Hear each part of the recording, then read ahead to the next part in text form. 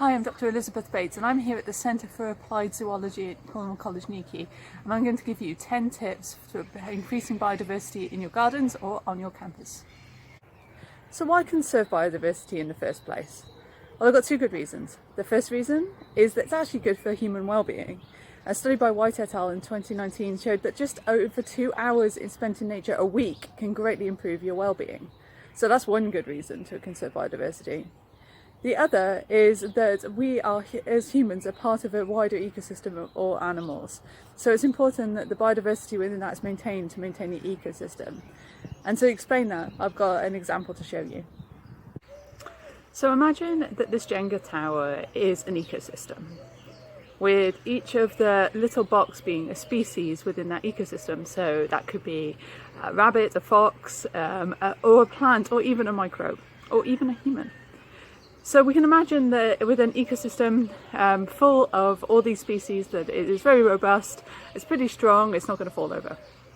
However, as we lose species from our ecosystem, it starts to get a little bit more unstable and less able to maintain its structure. So let's get some more of these out.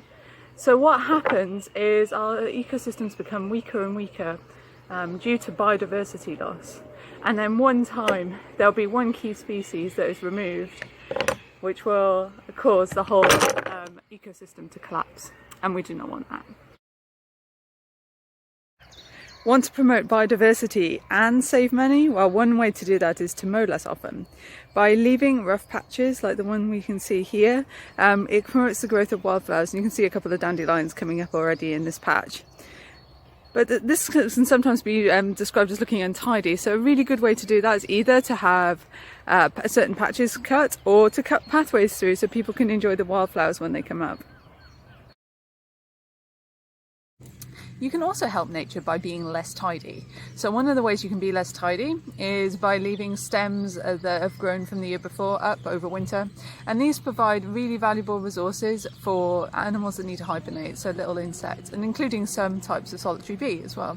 So there's little holes and cavities in these which they can hole up over winter, nice and snug. Ivy is another one that we frequently get rid of, and yes, sometimes it can be a problem to buildings, so it has to be taken care of, but in other places it is a really good resource. So it's dense, it provides places where birds can nest, it produces berries which birds can eat, but also it produces flowers really late in the season, and those flowers support lots of pollinators when many other plants aren't having flowers. I hope you can see this animal highway that is running through the campus at Newquay. It's important that we do not cut off our sites from animals and allow them to move through them.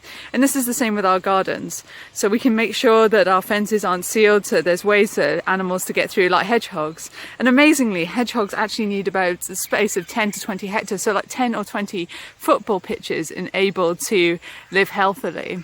So it's really important that we connect together our spaces to create a highway for wildlife. So we're not all as fortunate as we are at Newquay to have this really big pond, but actually you can create a really small pond at home and make a big difference. So ponds create a new habitat that allow invertebrates and other animals, so like amphibians, to be able to breed successfully. So actually creating one of those actually can elevate your biodiversity in a very short space of time. So even if you're making a really small pond, like the size of a large bucket or like a sink or something like that, remember to build a little ramp for animals to get out. And this stops when shrews or hedgehogs accidentally fall in, that they can swim then to their little ramp and get out and not get stuck. Another way to increase biodiversity on your campus or at home is to fit a bird feeder or a water bowl for them. So access to water is really important for birds in gardens, but also food through the difficult times, particularly in winter and early spring, before lots of fruits and insects are available for them to eat. There's nothing like making a home for nature by literally making a home for nature. So this thing here is a bat box. So you can either buy things like bat boxes and put them up to promote biodiversity on your site, but you could also even make bird boxes if you've got a carpentry department. We've all heard about planting for pollinators, but not all flowers were created equal. So we need to be wise about what choice of flowers that we're putting in. So one of the things we can do is make sure that we're not planting double flowers. So double flowers are when you've got multiple petals and it fills the gap in the middle, and we're quite attractive and we grow them quite a lot. So chrysanthemums are one of the ones we grow quite a lot of. These daffs that I have in front of me are not like that, and you can see into the pollen and nectar. So this is my tip to avoid planting double flowers. If you can see where the pollen and nectar would be, so can it be. Another excellent thing for pollinators is to make sure we have flowers all year round. That means we have flowers in early spring, in the summer and the autumn to support their full life cycles. An excellent place to find out about which plants are good for pollinators and when they will flower is the Royal Horticultural Society's Plants for Pollinators, and they actually even have labels on plants within garden centres. When conserving biodiversity, it's important not to forget the little things. And when I mean little things, I mean absolutely tiny things that live in the soil. Our soil is teeming with life, and not just worms and springtails and things like that, but things that are even smaller that help recycle the nutrients in our soil.